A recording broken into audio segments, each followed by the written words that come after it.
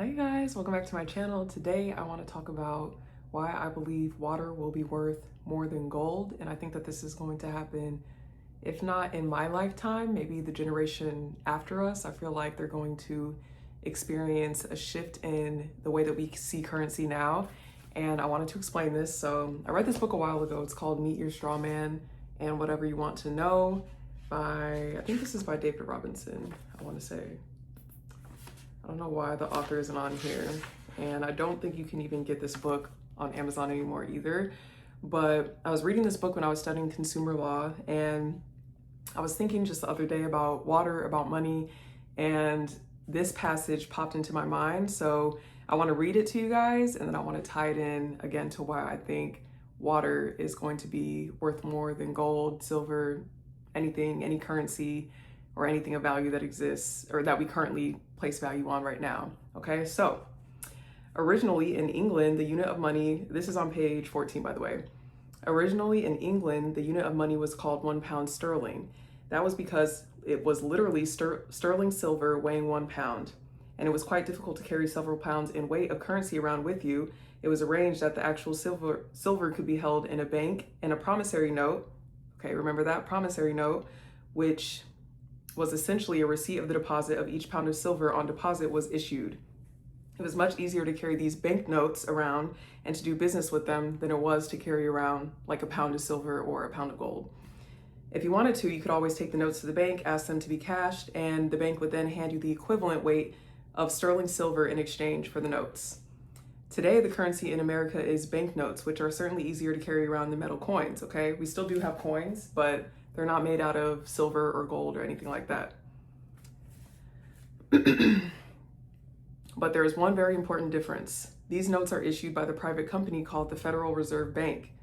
However, if you were to take one of their banknotes to a branch of the company and ask for it to be cashed, all they would do is give you another note with the same numbers of credit printed on it, or alternatively, notes with similar smaller numbers, right? So if you go to the bank, you give them a $100 bill, they're not going to give you that amount equal in silver or in gold. They're either going to give you the change that you want, like you could get 100 ones, you could get 10 tens, you could get 5 $20 bills, and so on, okay? This is because, unlike the original banknotes, there is nothing of any physical value backing up the banknotes of today.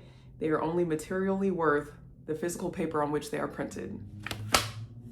Now, okay, knowing this, right? So this is a fiat currency system that we're in right now, right? So the money that is in circulation right now literally has no value. It's not backed by anything except the belief of the people, right? So the only thing keeping dollar bills and money as we know it, physical monetary value, like the only thing that's keeping it current is our belief in it and our need to use it in our day-to-day. And it's not even a need anymore, actually, because more and more things are becoming digital.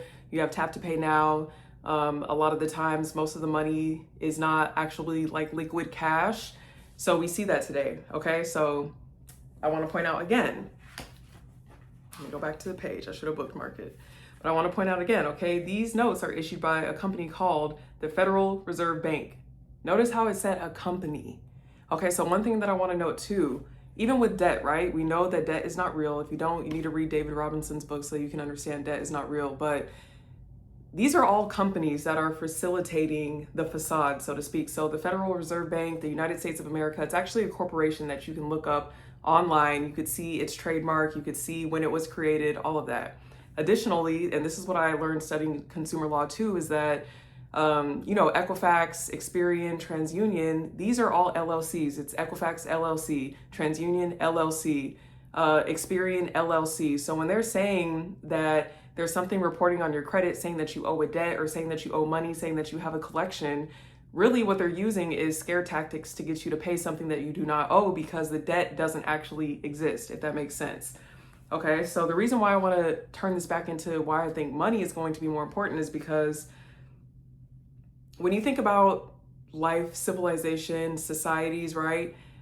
Our money has not been backed up by anything worth value for almost 100 years now, at least in the United States. I don't know about other countries and how it worked, but at least with the United States, like our money is not backed by gold, our money is not backed by silver. We can see from this book right here that our money is actually not backed by anything, and it's not worth anything except the paper that it's printed on. Like that's as much as it's actually worth.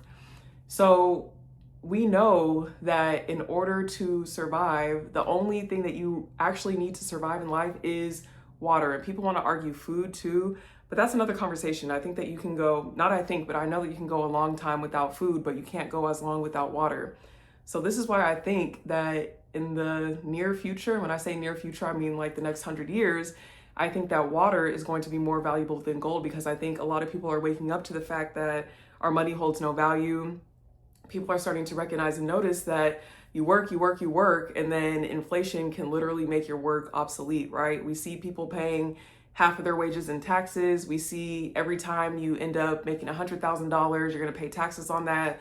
And then with inflation, or with the value of the dollar going down, at least here in the United States, it's not even actually $100,000. You know what I'm saying? So it's like the bar keeps getting raised higher and higher and higher, and the value of the dollar keeps going lower and lower and lower. And so I think eventually we'll get to a point where people recognize that. And then the next step, obviously, is to go back to silver and to gold. And that's what people are doing right now. You can see the value of gold has gone up a lot. I think it's gone up like 400% or something like that within the past 8 months. And that's logical, right? Because if you see the value of the dollar going down, then the next thing that would be logical is, okay, well, I'm going to start collecting metals and materials that are of value, because if we ever go into a system where we're not using the dollar, that's the next best thing. And I think, I agree with that. But then you also have to think, like, would it eventually get to a point where the dollar, or I mean, not the dollar, but where silver and gold is actually not going to be used as currency either? And all of these things have frequencies. So all of our money, all of our coins, all of our dollars, they hold a certain frequency, and it's meant to do that on purpose. The way that money is printed and the way that our coins are printed, they have signs and symbols on them that hold a certain frequency. And this is it sounds like woo-woo and it sounds like difficult to understand, but I feel like once you start studying alchemy and symbolism, then you can kind of wrap your head around why they do what they do. And I think I made another video too, at least on my Instagram, relating how a lot of our sayings about money actually relate to water. So you say, I'm drowning in debt, I'm just trying to keep my head above water. You have loan sharks that come after you if you don't pay a debt. You're drowning in debt, you're barely staying afloat. Like it's even in our language too, that a lot of our verbiage around currency has to actually do with water. Even the word currency, like there are currents, you need water to flow. You hear wealthy people say all the time that you need to open up channels of wealth. You need to make sure that water is flowing to you, that you're flowing in abundance. And this isn't by accident either. And so when you think back to like early civilizations, before there was like a currency system or a fiat currency system or anything like that, a lot of civilizations, or most civilizations, were built around water, because that's the one thing that you needed to survive.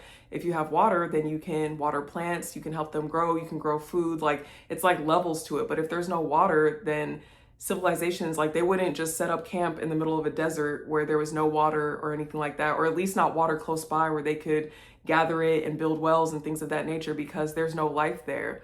And going back to silver and gold too, when you really think about it, it's like, what is it actually worth? Because we're told, like on other planets, like I think it's Venus or another planet, correct me if I'm wrong, but there's planets where it rains diamonds and it rains certain materials. And so it's like there's an abundance of diamonds literally being rained on another planet. And then here we're seeing diamonds as something not unique, but as something high value. But it's just like with silver and gold, I think it'll get to a point where people recognize, like, okay, this is just another material. It might have a higher frequency than some materials, and it might be held at more value now, but could it get to a point where it wouldn't?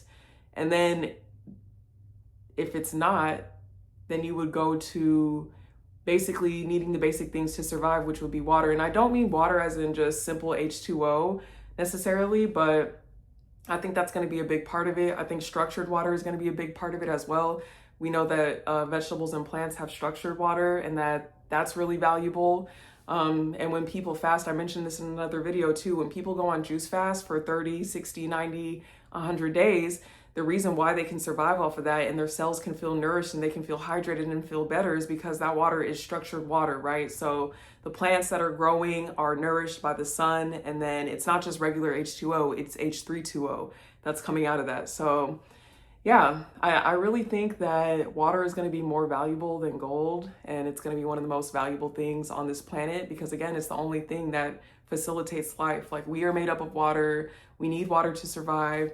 And similarly, right, I think that a lot of people who are wealthy or who are pulling the strings in the world, I think that they know this. And Bill Gates is an example of that. He actually purchased, I think this was like 2 or 3 years ago, he purchased Leonardo da Vinci's Codex book. And it's basically a book about water.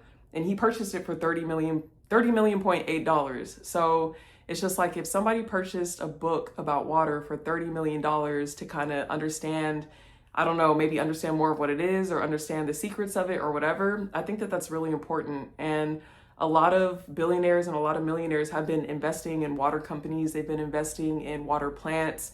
And yeah, it's just a valuable resource. Like, it can't be recreated. It can be recycled. It can be chemically treated, but it can't be recreated either. So that is what I think. That's what I had going through my mind, is that I really think that water is going to become one of the more important resources. And it's different all over the world, right? You have some places where water is not easily accessible and it's a whole thing. And, you know, you have outreach and you have mission trips to certain countries and certain places where they try to get clean drinking water to people. And then you come to other cities and other places and you see that water is more abundant. But I don't know. I think that that's going to change a lot. And then you see also the news with like AI data centers, people saying that they're using up a bunch of water, that it's taking up a lot of resources, and that water companies are charging people for usage that really isn't theirs because of data centers and things of that nature. So it's like, I don't know, it's like little dots connecting. So yeah, that's all I wanted to talk about today. That was on my mind. I think,